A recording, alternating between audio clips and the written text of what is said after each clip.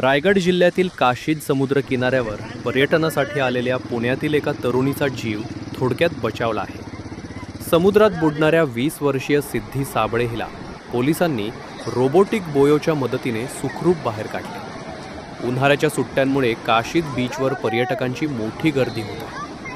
आज सकाळी 7:30च्या सुमारास सिद्धी साबळे आणि तिचे कुटुंबीय समुद्रात पोहण्यासाठी उतरले होते.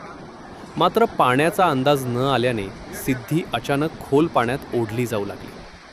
ही बाब लक्षात येताच समुद्र किनाऱ्यावर एकच धावपळ उडाली. यावेळी कर्तव्यावर असलेले पोलीस शिपाई प्रवीण रोटकर आणि जितेंद्र माने यांनी तात्काळ बचाव कार्य सुरू केले. जिल्हा आपत्ती व्यवस्थापन प्राधिकरणाने उपलब्ध करून दिलेल्या रोबोटिक बोयो या अत्याधुनिक उपकरणाच्या सहाय्याने त्यांनी समुद्रात प्रवेश करत सिद्धीला सुरक्षितपणे किनाऱ्यावर आणले.